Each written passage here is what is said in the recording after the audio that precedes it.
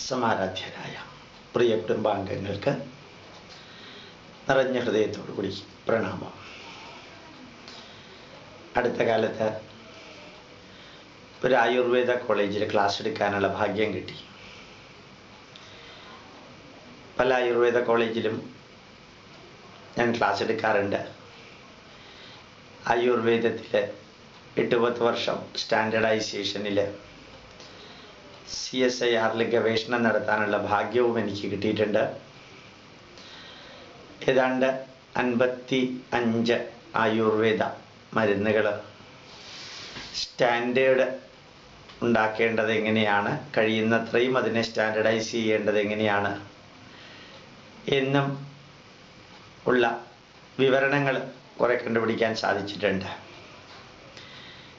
അതിൻ്റെ അടിസ്ഥാനത്തിൽ ഒരു കോളേജിൽ ക്ലാസ് എടുത്തുകൊണ്ടിരുന്നപ്പോൾ കുറേ വിദ്യാർത്ഥികൾ എന്നോട് ചോദിക്കുകയുണ്ടായി, സഹസ്രയോഗത്തിലോ ചരകത്തിലോ മറ്റ് ഗ്രന്ഥങ്ങളിലോ ലവണതൈലം എന്ന ഒരു എണ്ണയെക്കുറിച്ച് പറഞ്ഞ് കേട്ടിട്ടില്ലല്ലോ സാറേ, സാറിൻ്റെ അഭിപ്രായം എന്താണ്? ഞാൻ എൻ്റെ ധാരാളം പ്രഭാഷണങ്ങളിൽ ഞാൻ ഇതിനെക്കുറിച്ച് പറഞ്ഞിട്ടുണ്ട്. ഏറ്റവും ലളിതമായ ഭാഷയിൽ 4ാം ക്ലാസ് വരെ പഠിച്ച വ്യക്തിക്ക് അറിയാം, ഒരു എണ്ണയിലും ഉപ്പ് അലിഞ്ഞു ചേരില്ല എന്ന്. ഉപ്പ് സോഡിയം ക്ലോറൈഡും അല്ലെങ്കിൽ പൊട്ടാസ്യം ക്ലോറൈഡ് ഏതെങ്കിലും അയോണിക് കോമ്പൗണ്ടുകളാണ്. സോഡിയം അയോണും ക്ലോറൈഡ് അയോണും അല്ലെങ്കിൽ മഗ്നീഷ്യം അയോണും സൾഫേറ്റ് അയോണും, ഇതിനൊക്കെയാണ് നമ്മൾ സോൾട്ട് എന്ന് പറയുക, ലവണം എന്ന് പറയുക. അങ്ങനെ ലവണം ഒരിക്കലും ഒരു ഓയിലിൽ, തൈലത്തിൽ അലിഞ്ഞു ചേരില്ല. വെള്ളത്തിൽ മാത്രമേ ലവണം അലിഞ്ഞു ചേരുള്ളൂ. അതുകൊണ്ട് തന്നെ ലവണ തൈലം എന്ന പ്രയോഗം തന്നെ തെറ്റാ. മാത്രമല്ല, ഈ ലവണവും തൈലവും തമ്മിൽ ചേരാത്ത ഒന്ന് ശരീരത്തിൻ്റെ പുറത്ത് പുരട്ടിയാൽ എങ്ങനെയാ ശരീരത്തിനകത്തുള്ള തടി കുറയുക അല്ലെങ്കിൽ ഫാറ്റ് പുറത്തേക്ക് പോകുന്നത് എങ്ങനെയാ? ലോകത്തിലെ ഏറ്റവും സിമ്പിൾ ലോജിക് ഉപയോഗിച്ച് അനലൈസ് ചെയ്താലും മനസ്സിലാക്കാൻ സാധിക്കും, ഇത് ലോക തട്ടിപ്പാ. ലവണതൈലം ഉണ്ടാക്കുന്ന ഒരു വ്യക്തിയെ എനിക്ക് നേരിട്ടറിയാം. ആ വ്യക്തി തന്നെ അദ്ദേഹം വാടകയ്ക്ക് താമസിക്കുന്ന ചാലക്കുടിയിൽ അന്നമനട എന്ന് പറയുന്ന സ്ഥലത്തെ വീട്ടിൽ നേരെ അയാൾക്ക് വാതിൽ കറന്ന് അകത്തേക്ക് പോകാൻ സാധിക്കില്ല, അത്ര തടിയുണ്ട്. അദ്ദേഹം പറയുകയുണ്ടായി, ഞാൻ ലവണതൈലം ഉണ്ടാക്കി വിൽക്കുന്നത് അതിൽ 80% അഡ്വർടൈസ്മെൻറ്റും അല്ലെങ്കിൽ കമ്പനിയുടെ നിർമ്മാണ ചെലവുമാണ്. കുറച്ച് ഒരു എമൗണ്ട് ലാഭത്തിന് വേണ്ടിയാണ്, ലാഭശതമാനത്തിന് വേണ്ടിയാണ് ഞാനിത് ചെയ്യുന്നത്.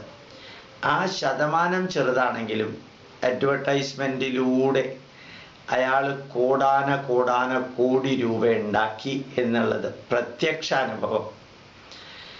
ഏത് ഡ്രഗ് കൺട്രോളർക്കും ഒരൊറ്റ മിനിറ്റ് കൊണ്ട് ഇയാളെ അറസ്റ്റ് ചെയ്യാവുന്നതേ ഉള്ളൂ, അറസ്റ്റ് ചെയ്യണമെന്നുണ്ടെങ്കിൽ.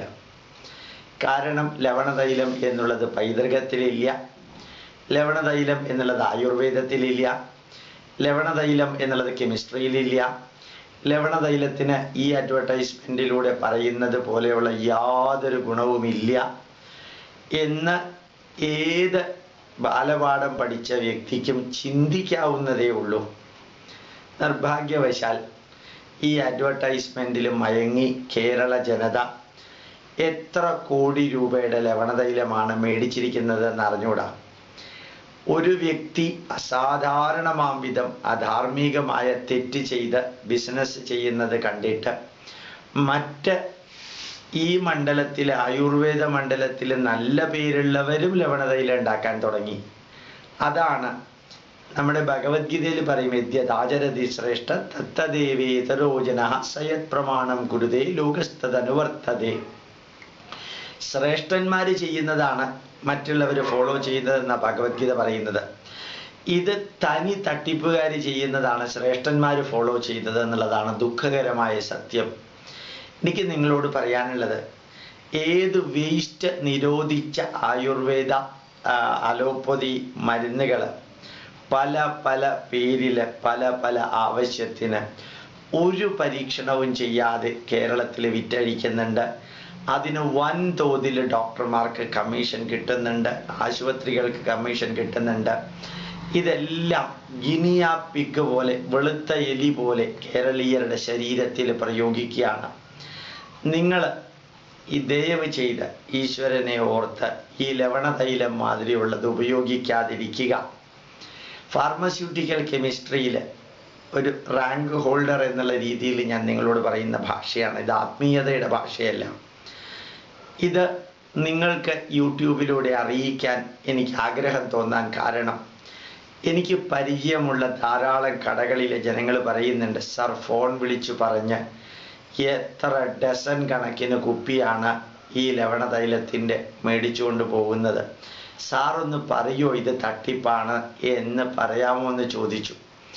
അല്ലെങ്കിൽ ഞാൻ എൻ്റെ പ്രഭാഷണങ്ങളിൽ പറഞ്ഞിരുന്നു, ഇപ്പം തോന്നി യൂട്യൂബിലേക്ക് എൻ്റെ കയ്യിലുള്ള വീഡിയോ ക്യാമറ ഉപയോഗിച്ച് റെക്കോർഡ് ചെയ്ത് അപ്ലോഡ് ചെയ്യാനുള്ള സൗകര്യം കഴിഞ്ഞ 1-2 ആഴ്ചയായിട്ട് കിട്ടിയപ്പോൾ അധർമ്മത്തിനും അനീതിക്കും അന്യായത്തിനുമെതിരെ എനിക്ക് ഉള്ളതായ അറിവിൻ്റെ അടിസ്ഥാനത്തിൽ ഇത് നിങ്ങളോട് പറയണമെന്ന് തോന്നി. നിങ്ങൾക്ക് ഗോപാലകൃഷ്ണനെ വിശ്വസിക്കാം, ലവണതൈലം വർക്ക് ചെയ്യില്ല. ഇനി മറ്റൊന്നുകൂടി പറയാം. ഇതേ വേദനയോടും പരീക്ഷ അടുക്കുമ്പോൾ ഭയങ്കരമായ അഡ്വർടൈസ്മെൻറ്റ്, ഓർമ്മശക്തി വർദ്ധിപ്പിക്കാനായിട്ട് നിങ്ങൾക്ക് തോന്നുന്നുണ്ടോ ഡൈജസ്റ്റഡ് ആയിട്ടുള്ള ഏതെങ്കിലും മെറ്റീരിയൽ ഭക്ഷണത്തിൻ്റെ കൂട്ടത്തിൽ അകത്തേക്ക് കയറിയാൽ ഓർമ്മശക്തി വർദ്ധിപ്പിക്കാൻ സാധിക്കുമെന്ന്? ഇന്ന് വരെ ഓർമ്മശക്തി വർദ്ധിപ്പിക്കാനല്ല, ഒരു ആയുർവേദ മരുന്ന് അനവധി ചര്യകളിലൂടെ വർഷങ്ങളോളം ചെയ്ത് ഒരു പക്ഷേ ഒരെണ്ണം 1, 2, 3 ചിലപ്പോൾ കണ്ടുപിടിച്ചിട്ടുണ്ടാവും. പക്ഷേ നമ്മളെ പറ്റിക്കാൻ ഈ സുഗന്ധവ്യഞ്ജനങ്ങളും അതുപോലെ അതുണ്ട് ഇതുണ്ടെന്ന് പറഞ്ഞ് ഈ മാർക്കറ്റ് ചെയ്ത് 25 കോടി രൂപയുടെ ബിസിനസ്സാണ് പരീക്ഷയ്ക്ക് മുമ്പ് 2 ആഴ്ചയിൽ 2-3 കമ്പനിക്കാർ വിൽക്കുന്നത്. ഈ മരുന്ന് കഴിച്ച് നിങ്ങളുടെ മക്കൾക്ക് ഹോർമോൺ ബേസ്ഡ് ആയിട്ട് എന്തെങ്കിലും പ്രോബ്ലം ഉണ്ടായാൽ നിങ്ങൾ ആർക്കെതിരെ കേസെടുക്കും? ആരോട് പരാതി പറയും? ആരിതിന് പരിഹാരം കാണും? നിങ്ങൾക്കറിയോ ഈ മരുന്ന് കഴിച്ചതിൻ്റെ പുറത്താണ് നിങ്ങൾക്ക് അസുഖം ഉണ്ടായതെന്ന്, നിങ്ങളുടെ മക്കൾക്ക് പ്രശ്നം ഉണ്ടായതെന്ന്? നമുക്കെല്ലാവർക്കും ഒരു ധാരണയുണ്ട്, ആയുർവേദം ഒരു സൈഡ് എഫക്റ്റും ഇല്ലയെന്ന്. നല്ല പൂർവികരുണ്ടാക്കിയ നല്ല ആയുർവേദ മരുന്ന് അതനുസരിച്ച രീതിയിൽ ഉണ്ടാക്കിയിട്ടുണ്ടെങ്കിൽ ഒരു സൈഡ് എഫക്റ്റും അതിനില്ല. ഇംഗ്ലീഷ് മെഡിസിൻ സൈഡ് എഫക്റ്റ് ഉണ്ടതാണ്. അങ്ങനെ സൈഡ് ഇഫക്റ്റ് ഇല്ല എന്ന ധാരണയിൽ ആയുർവേദത്തിലെ ചവനപ്രാശം മുതൽക്ക് പലതും മേടിച്ച് കഴിക്കുന്നവരോട് ആയുർവേദത്തിലെ സ്റ്റാൻഡേർഡ് ഉണ്ടാക്കാൻ ശ്രമിച്ച വ്യക്തി എന്ന പരിചയം കൊണ്ട് ഞാൻ പറയുകയാണ്, നമുക്ക് മനുഷ്യന് ധന്യമായൊരു ജീവിതം നയിക്കാൻ അഡ്വർടൈസ്മെൻറ്റിലൂടെ കാണുന്ന പലതും നിങ്ങൾ വാങ്ങിച്ച് അകത്തേക്കും പുറത്തേക്കും ഉപയോഗിക്കുമ്പോൾ ശ്രദ്ധിക്കുക. നമ്മുടെ ശരീരം അത് ഒരു പരീക്ഷണ വസ്തുവാക്കാൻ ചില കമ്പനിക്കാരുടെ അഡ്വർടൈസ്മെൻറ്റിൽ നിങ്ങൾ ഉപയോഗിക്കുകയാണ് എന്ന് ഇത് നിങ്ങളെ അറിയിക്കേണ്ട ഉത്തരവാദിത്വം. ഞാൻ അടുത്ത കാലത്ത് ബദ്രിനാഥിൽ പോവുകയുണ്ടായി. അവിടെ ഒരു പ്രത്യേക അടുത്തുള്ളൊരു പ്രത്യേക ക്ഷേത്രത്തിൽ പോയി. നല്ല രസകരമായിട്ടുള്ളൊരു ക്ഷേത്രമാണ്. ആ ക്ഷേത്രത്തിനടുത്ത് ഒരു LPS ലോവർ പ്രൈമറി സ്കൂളിൽ പോയിരുന്നു. ആ സ്കൂളിലെ ഫ്രണ്ടിൽ എഴുതി വെച്ചിരിക്കുന്ന ഒരു വരി എന്നെ വളരെയധികം സ്വാധീനിച്ചു. കുറ്റവാളികളും തെമ്മാടികളും അവർ കുറ്റം ചെയ്യുമെന്നുള്ളത് അറിയാം, പക്ഷേ ധർമ്മബോധമുള്ളവർ ഈ കുറ്റത്തിനെതിരെ, ഈ തെറ്റുകൾക്കെതിരെ പ്രതികരിക്കുന്നില്ല എന്നുള്ളതാണ് ഏറ്റവും വലിയ കുറ്റം.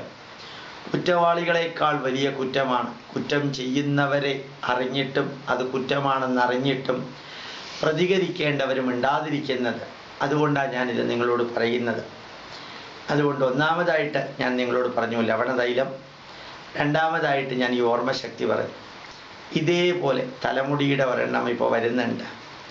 ഏതോ സംസ്കൃത വരികൾ ഉദ്ധരിച്ച് തലമുടി കിളിർക്കുന്ന ചിത്രം കാണിച്ച്, പണ്ട് തിരുവനന്തപുരത്ത് ഒരാൾ ഒരു പെൺകുട്ടി, ഒരു പെൺമകളുടെ തലമുടി കാണിച്ച് ആ എണ്ണ തേക്കുന്നതിന് മുമ്പ് എന്ന് ഫോട്ടോ കാണിച്ചു. എന്നിട്ട് മറ്റേ പെൺകുട്ടിയുടെ, അദ്ദേഹത്തിൻ്റെ തന്നെ മകളാണെന്ന് തോന്നുന്നു, മറ്റേ പെൺകുട്ടിയുടെ തലമുടി കാണിച്ച് ഈ എണ്ണ ഉപയോഗിച്ചതിന് ശേഷം എന്നുള്ള അഡ്വർടൈസ്മെന്റ് കാണിച്ചു. ആ പബ്ലിക്കേഷൻ ഏതാണെന്നും എനിക്കറിയാം, വ്യക്തി ഏതാണെന്നും എനിക്കറിയാം, അവരുടെ കുടുംബം എനിക്കറിയാം, ആ സാധനത്തിൻ്റെ പേരും എനിക്കറിയാം. ഞാൻ വിചാരിക്കുന്നു നിങ്ങൾ തന്നെത്താനെ കണ്ടുപിടിക്കുക. എത്ര കോടി കുപ്പികളാണ് ആ പ്രത്യേക എണ്ണ വിറ്റതെന്ന് നിങ്ങൾക്കറിയോ? തിരുവനന്തപുരത്തെ അദ്ദേഹത്തിൻ്റെ വീട്ടിൽ ക്യൂ ആയിരുന്നു അത് മേടിക്കാനായിട്ട്. എൻ്റെ അനിയൻ ദുബായിൽ നിന്ന് വിളിച്ചു പറഞ്ഞു, ചേട്ടാ ഒരു 25 കുപ്പി വേണം, എത്ര 1000 രൂപയാണെങ്കിലും വിരോധമില്ല. ഏതെങ്കിലും ആയുർവേദത്തിൽ പറയുന്നുണ്ടോ കയ്യുണ്യം തുടങ്ങിയ സാധനങ്ങൾ ഉപയോഗിച്ച് തലമുടി കൊഴിയുന്നത് നിർത്താം, ചെറിയ രീതിയിൽ തലമുടി 1 or 2 ഒക്കെ വരും. ഇപ്പം നിങ്ങളുടെ മുമ്പിൽ കാണിക്കുന്ന അഡ്വർടൈസ്മെൻറ്റുകൾ കണ്ടാൽ തോന്നും 100-ൽ 150% വിശ്വസിക്കാൻ സാധിക്കുന്നതാണെന്ന്. ഈ ഓർമ്മശക്തിയുടെ കഥ പറഞ്ഞതുപോലെ, അതുപോലെ ലവണതൈലം പറഞ്ഞതുപോലെ മറ്റൊരു പറ്റിക്കലാണ്, പച്ചയ്ക്ക് പറ്റിക്കലാണ് തലമുടി വരുന്നു എന്ന് പറഞ്ഞുള്ള എണ്ണ. ഞാൻ പണ്ട് ഒരു കഥ പറയാറുണ്ട്. ഒരു വ്യക്തിക്ക് കഷണ്ടിക്ക് മരുന്ന് കണ്ടുപിടിച്ചു എന്ന് ആരോ പ്രചരിപ്പിച്ചു. എന്നിട്ട് എല്ലാവരും പറഞ്ഞു, ഇത് ഇന്ന ആളുടെ കയ്യിൽ കഷണ്ടിക്കുള്ള മരുന്നുണ്ട്, അവിടെ ചെന്ന് വാങ്ങിച്ചാൽ നിങ്ങളുടെ കഷണ്ടി പോയി തലമുടി ധാരാളം ഉണ്ടാവും എന്ന് പറഞ്ഞു. അയാൾ ആദ്യം പറഞ്ഞു, എൻ്റെ കയ്യിൽ അങ്ങനെ ഒരു എണ്ണ ഇല്ല, നിങ്ങൾ വെറുതെ കിംവദന്തികൾ പരത്താണ്, റൂമർ പരത്താണ്. എൻ്റെ കയ്യിൽ കഷണ്ടിക്കുള്ള എണ്ണ ഇല്ല, ലോകത്തിൽ കഷണ്ടിക്കും കുശുമ്പിനും എണ്ണ ഇല്ല എന്ന് വ്യക്തമായിട്ട് പറഞ്ഞിട്ടുണ്ടല്ലോ എന്നയാൾ പറഞ്ഞു. പക്ഷെ ഈ കിംവദന്തികൾ പരന്ന് എല്ലാ ദിവസവും 100 കണക്കിന് ആൾക്കാർ ഇയാളുടെ അടുത്ത് കഷണ്ടിക്ക് എണ്ണ വേണം എന്ന് പറഞ്ഞു വന്നു തുടങ്ങി.